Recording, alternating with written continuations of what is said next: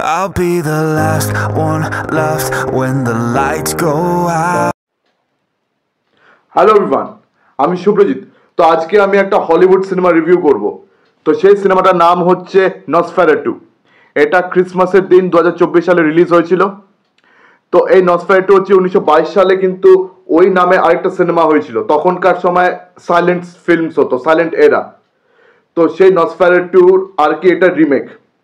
তো এই নসফেরাটু হচ্ছে ব্রাম স্টকারের নাম করা যে Gothic novel, Gothic horror novel Dracula, ওটারই একটা কাইন্ড অফ অ্যাডাপ্টেশন বা ওটারই ইন্সপিরেশন। ঠিক আছে, ওটা থেকে ইন্সপায়ার হয়ে কিন্তু এই নসফেরাটু সিনেমাটা তখন হয়েছিল।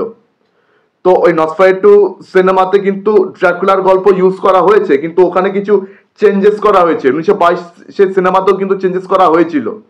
তো 2024 হচ্ছে কিন্তু ওই সিনেমার রিমেক। তবে এই 2024 সিনেমাতে আরো কিছু চেঞ্জেস করা হয়েছে। আজকের দিনটাকে মাথায় রেখে আরো কিছু চেঞ্জেস এই 2024 ভার্সনে করা হয়েছে 1922 থেকেও।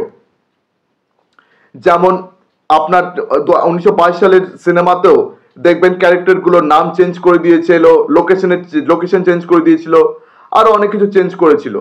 তো 2024-এও কিন্তু আর কি ওই চেঞ্জেস গুলো রয়েছে। তো ওখানে আর কি এরিয়াটা জার্মানি করে দিয়েছে 2024-এর আর কি ভার্সনে। ওটার সেটিংটা জার্মানিতে করেছে, ওখানেও ক্যারেক্টারের নামগুলো আলাদা আছে। প্লাস 1922 সালে যে ব্যাপারগুলো ছিল সেগুলোকে 2024-এ আরো চেঞ্জ করেছে, মানে ডাইনামিক্স গুলো চেঞ্জ করেছে, ক্যারেক্টারিস্টিক্স চেঞ্জ করেছে। তো এরকম চেঞ্জেস রয়েছে। তো এবারে এটা প্লটে আসি। তো 1800 কত খ্রিস্টাব্দ জানি না, 1800 কত সাল জানা নেই। একটা রাত্রে একটা তরুণ যুবতী আছে যার নাম হচ্ছে এলেন। তো সে একজন সুপার ন্যাচারাল একটা ক্রিচার, একটা ভুতুড়ে মনস্টারাস ক্রিচারকে সে তার কবর থেকে জাগাচ্ছে, তাকে সম্মান করছে, তাকে প্লিড করছে যে আমি তোমার হতে চাই, আমি তোমাকে ভালোবাসি, আমি তোমার সঙ্গে এক হতে চাই। আর সেই মনস্টার মানে মৃত্যু, মানে দ্যাট মনস্টার মিন্স ডেথ। তো সেই মনস্টার নিজের কবর থেকে অনেক অনেক বছর পর উঠে এসছে। তো সে এত বছর কিন্তু একটা কবরে ছিল, সে কবর থেকে উঠেছে। সেই জানোয়ার, সে মনস্টার সেই মেয়েটাকে মেরে ফেলে তার সঙ্গে এক হয়ে যায়। মানে সে মেয়েটা তাকে প্রতিশ্রুতি দেয় যে আমি সারা জীবন তোমার হয়ে থাকবো। তো সে মনস্টার আর কি তাকে সেই প্রতিশ্রুতিটা পালন করতে বলে যে যখন যখন আর কি তুমি যে রূপেই তুমি থাকো না কেন, তুমি কিন্তু আমার, আমার ছাড়া তুমি আর কারণ নও। তো এইভাবে আর কি রাতের ঘটনা শেষ হলো। তারপরে অনেক বছর কেটে গেল। এখন সাল 1838 সাল, জায়গা জার্মানি। তো ওই তরুণী যে মেয়েটা, তার নাম এলেন। তো এখানেও জার্মানিতে 1838 সালে সেই মেয়েটাকে আবার দেখতে পাচ্ছি। তা এখন এটা পরিষ্কার নয় যে এই এলেনের সঙ্গে ওই এলেনের কি সম্বন্ধ, কিন্তু মেবি হতে পারে হয়তো সে এলেন আবার জন্মগ্রহণ করেছে। ঠিক আছে, তবে এই জিনিসটা কিন্তু এখানে ক্লিয়ারলি আর কি বোঝায়নি। তো এখন আর কি সেই তরুণী যুবতী এলেন, সে কিন্তু এখন থমাস হাটার বলে একটা ছেলেকে সে প্রেম করে বিয়ে করেছে। তো তারা আর কি হানিমুন করতে এখানে এসেছে। তারা হানিমুন তাদের খুব ভালো গেছে, তাদের আর কি ভালোবাসার সম্বন্ধ খুব ভালো যাচ্ছে। তবে এই এলেন সে কিন্তু অনেক নাইটমেয়ার্স পায়, সে প্রেমনিশনস পায় যে একটা কিছু বাজে ঘটনা ঘটতে চলেছে। যখন সে বলে যে এই দিন এই সময় এখানে কিছু একটা বাজে ঘটনা ঘটবে, সেটা ঘটে যায়। এমনকি সেই দিন যখন সে একদিন যখন সে এটা প্রেমনিশন পেয়েছিল যে তার মা মরে যাবে, তার মা কিন্তু মরে গেছিল। মানে এরকম ঘটনা আর কি সে প্রেমনিশনস পায়। সে বুঝতে পারে যে এই দিন একটা বাজে ঘটনা ঘটতে চলেছে। তো সেই মনস্টারের কিন্তু নাইটমেয়ার সে সবসময় দেখতে পায়, কিন্তু সে মেয়েটা পরিষ্কার বুঝতে পারছে না যে ব্যাপারটা কি। কেননা বাইরের কেউ কিন্তু বিশ্বাস করছে না, এমনকি তার স্বামীও বিশ্বাস করছে না যে কোনো মনস্টার কিছু ব্যাপার আছে। হয়তো ভাবছে বাচ্চা মেয়ে, হয়তো এমনি হয়তো কিছু নাইটমেয়ার্স পাচ্ছে, কিছু এগুলো হয়তো এমনি স্বপ্ন দেখছে, স্বপ্ন ছাড়া তো কিছু নয়। বিকজ তারা এইসব গল্পে কেউ বিশ্বাস করছে না। তো সেই থমাস হাটার সে একটা এস্টেট ফার্মে সে কাজ খুঁজছে। তো তার একটা এমপ্লয়ার রয়েছে, তো সে থমাস হাটারকে আর কি বলেছে যে কাউন্ট ওরলক বলে একজন ক্লায়েন্ট আছে, তো সেই কাউন্ট ওরলক তাদের এলাকাতে একটা বাড়ি কিনেছে, একটা বাড়ি সে কিনতে চায়, একদম পুরনো বাড়ি, ঠিক আছে। কিন্তু সেই কাউন্ট ওরলকের কিছু শর্ত রয়েছে, সে একটা আলাদা জায়গায় থাকে, তো তার কাছে তার বাড়িতে সেখানে যেতে হবে সব যাবতীয় সব ডকুমেন্টস সব নিয়ে ওই বাড়িটা অ্যাকোয়ার করার জন্য। তারপর সেখানে কাউন্ট ওরলকের সঙ্গে তার ডিলিং হবে, মানে থমাস হার্টারকে গিয়ে ওখানে ডিলিং করতে হবে কাউন্ট ওরলকের সাথে, তারপরে তাকে এসকর্ট করে এখানে আনতে হবে। তো এই হচ্ছে শর্ত।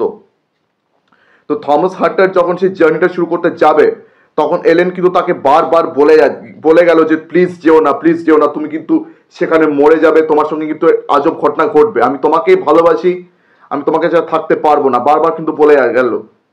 কিন্তু কোনো লাভ হলো না, বিকজ এই চাকরিটা না করলে টাকা পয়সা আসবে কোত্থেকে, খাবে কি।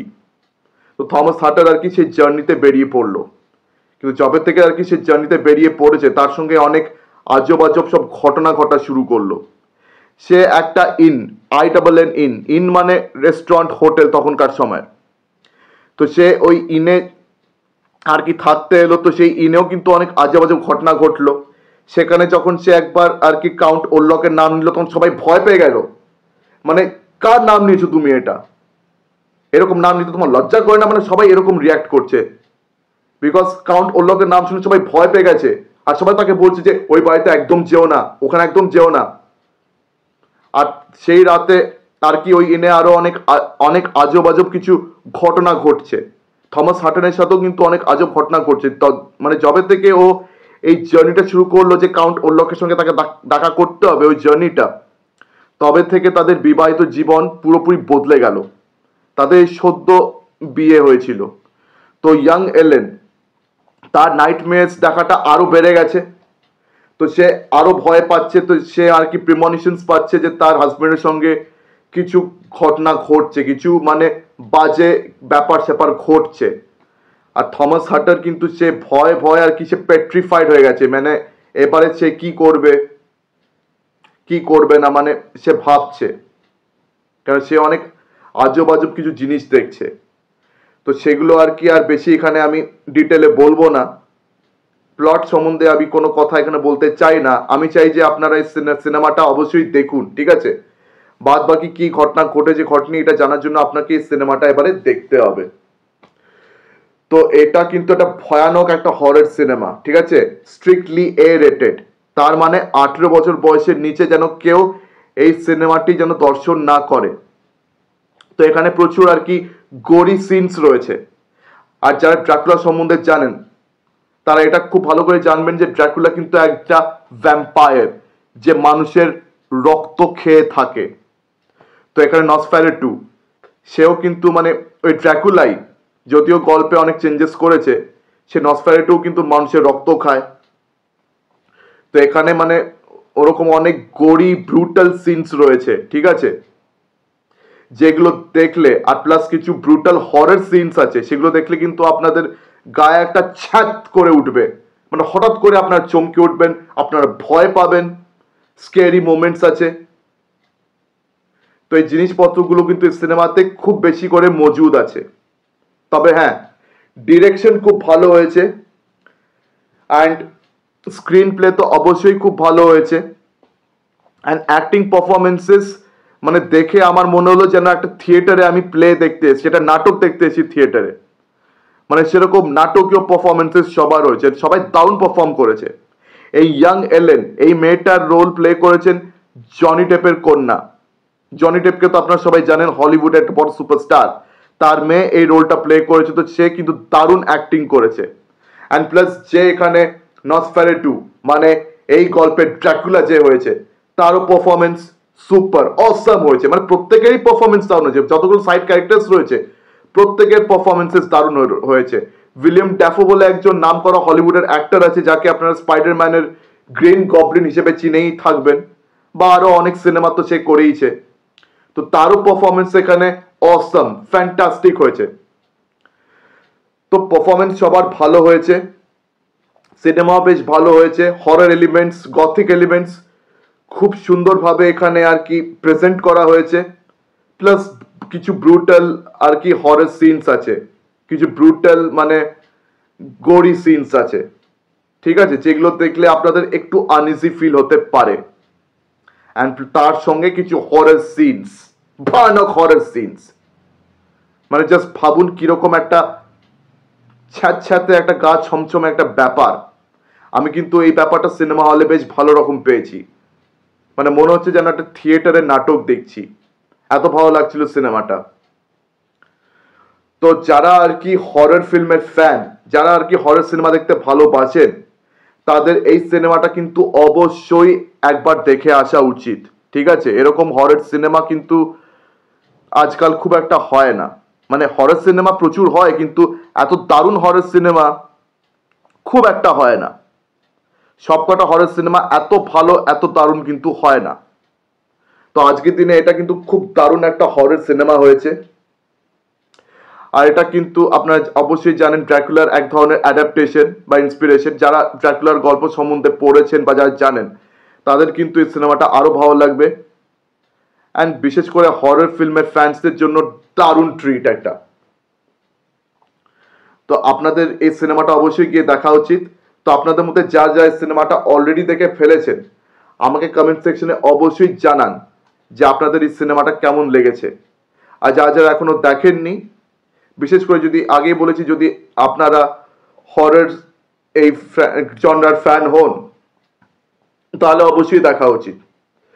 তো আমার ভিডিওটা এখানেই শেষ করলাম। আমার ভিডিও ভালো লেগে থাকলে অবশ্যই লাইক করুন, বেশি বেশি করে শেয়ার করবেন, আর আমার চ্যানেলটিকে অবশ্যই সাবস্ক্রাইব করবেন। তো আজকের দিনের মতন টাটা, চোখ রাখুন পরবর্তী ভিডিওতে। ধন্যবাদ।